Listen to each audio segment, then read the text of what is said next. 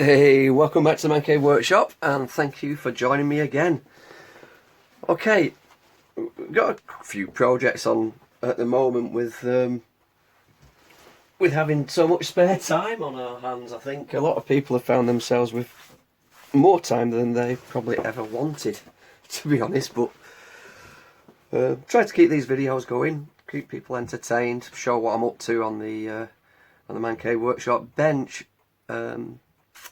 There's a previous video out and I'm awaiting some green dye for the case on the R500. So while that makes its way through the postal system, I thought I'd have a look at another set. Well, two actually. As you've read the title, this set is a Roberts RT7. And this one is, I picked this one up from a radio fair last year. It's in lovely condition again, this one. I know I keep saying, I keep getting these radios that are in good condition. Just the look of the drawer, I think. Sometimes you get a good set, sometimes not so good. See, looking inside, it's all original. I don't think there's going to be much to do on the case on this one. But as you can see, there's these Plessy electrolytic capacitors that become very unstable, dry up, very unreliable, and in a set like this, I think it's a must to change them. So after we've tested it, I think that's all we'll be doing with this particular one, because while it's been in storage, who put these in? These in shot there. Can you see on? Yeah. These silica gel packs, they stop moisture getting in if you keep radios in storage for any amount of time, really. I think it's well worth doing. I don't think I've mentioned that in any other videos, but yeah, this one's in lovely condition. So we'll put this one on one side, and again, a donation came through to the Man Cave Workshop from the famous Cody's. Yet again, thank you very much. Like I say, we do. It's not just a one-way street. We do swap radios back and forth. It just keeps it interesting. Keeps it nice. Different things to do. Now this one looks a little bit like it's had a harder life than the blue set. So first look at this one. The grill has got an actual hole in it. It's pretty badly dented up, so that's going to have to be addressed.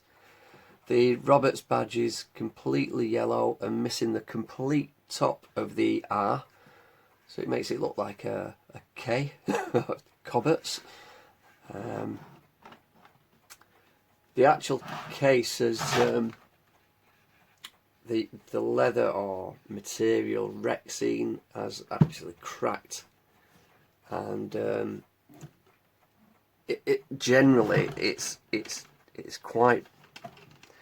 I mean, it's all there. There's no big. You've seen worse where there's big tears and stuff. There's none of that, but it does need a little bit of looking at. Let's see inside this one. We're faced with the same thing again. Obviously, it's the same board as the one in the blue one with the Plessys. I think what we'll do is when we do change these Plessy electrolytic capacitors, we'll have a go at restuffing them so we put a nice modern one inside to keep the overall original look. This video is just a first look. I've also it'll actually look better that way up. Downloaded the schematic off the internet, and particularly I wanted to. I've not had a good look at the circuit boards in these at all yet. What I wanted to see on the just give me a good idea of capacitor values. Just quickly looking through the list, I should imagine I've got most of them electrolytics in stock. This is what I'm interested in, the transistor table. and there are no dreaded AF117s or 114s in. I don't know if you can see that. That's a good sign. They're okay to fix the AF117s. You have to zap them. I think I've done that in another video, and it's hit and miss whether they survive that and are then serviceable to use again. So I'm quite happy to see in this Roberts RT7 that there's no AF117s. Just looking at this, the layout of the board.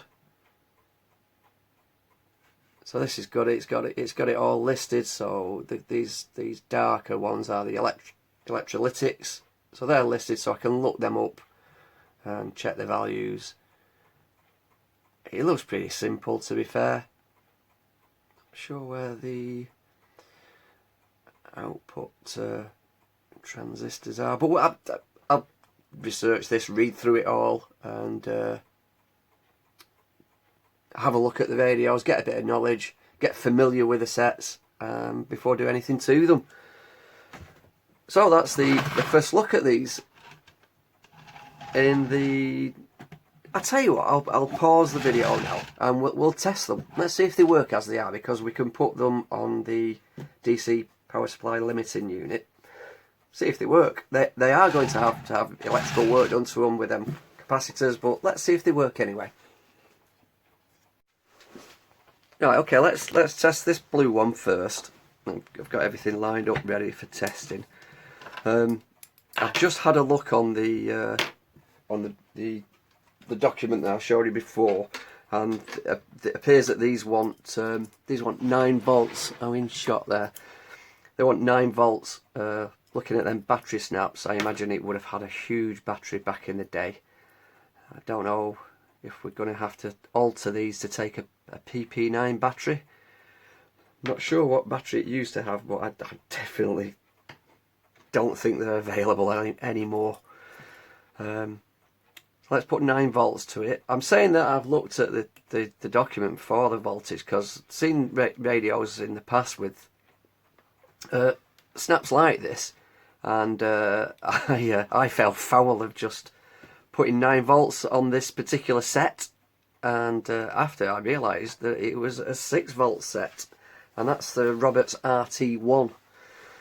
So if you ever get one of them, don't presume that it's 9 volts, because that particular set wants 6 volts. So we've got the power going in there. Let's spin it round. They do have a turntable on the bottom of them. We've seen before. It's one of this sort of style. Actually, while I've got this in my hand, sometimes if these get really gritty, they've got like a ball bearing race in them, and just dropping a few bits of drops of thin oil down usually frees them up if you ever get one of them that's gritty.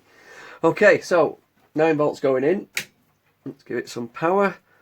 Off position. I presume that this, yeah, it says tone at the top, volume underneath, so I think the volume is the front section of this knob and the tone the back section, and I can turn that without it turning the front. Sometimes you go to do the tone, and if they're gooed up, if they're gunked up, it will turn the volume up as well. Anyway, let's go for long wave, and we get a hiss. That's good. And we get sound as well. We're starting to see the problems arising there, where their case rate is rising. Oh, I think I might have just shorted them at. Yeah, I got them too close. I took them off completely. I think I'm just shorting them out. There we go. Just keep them apart so they don't short out. How long do you reckon it's going to last, this lockdown? So yeah, the daily death toll in Italy remains very high. We're picking up well on long wave there. To have to change their lifestyles in the way that they are currently having to do, for very good reasons, any longer than is necessary. It's got equally, just switch it off so you can hear me. It's got a nice rich sort of bassy sound. Quite surprised with that, to be fair. Right, let's try medium wave. Getting hiss on that as well.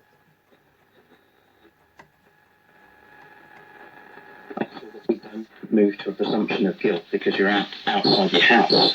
And so there's got to be an intelligent application of whatever measures the government introduces, because So I think it's on Google where you can type in an animal, for example, and it brings up a 3D image of it. So we've been playing with that for like, yeah.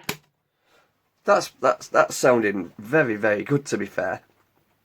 I think just on playing about with it, then testing it, this switch bank just needs cleaning. We'll change them electrolytics in it, the plesses, because they will fail eventually. And yeah, happy to report that this one sounds okay. Right, let's get the tan fawn one. And see what that makes of having some power to it. Okay, so this one, like we said, has been converted to a PP9 battery snap. Originally it would have had the same leads as the blue one we've just looked at. Oh, let's put these on the right way. At least this can't short out while I'm moving the thing around. Okay, off position again. Ah, now you see that one. When you move the tone button, just what I was saying with the other one, it moves the volume as well. Feels quite doesn't feel very free, that either. See, yeah, that the tuning needle and everything seems to work okay. Off position, 9 volts again going in, and let's go long wave. Okay. We can almost place them in vulnerable situations where they will not be vulnerable. Again, and those it's working. high-risk patients can be assured they will Let's not try medium wave. infection. relationship that we have with between the police and the community in the UK will mean that won't be necessary. You know, I was a cop for over 30 years. I'm proud. So what I'm doing there, I'm just testing the tones to see if that works, and it does. Let's go off. And hope. Now. This means that we don't have to rely on. Yeah, this switch bank is a little gunked up, so it might actually be just muck in between these knobs or buttons. But you see, it's not. It's gunked up. That's going to need cleaning. So on this one, a little bit more work. We've got a bit more cosmetic work to do on it. Same on the electronics with them Plessy cats. We'll be changing them and clean it up. So thank you for watching.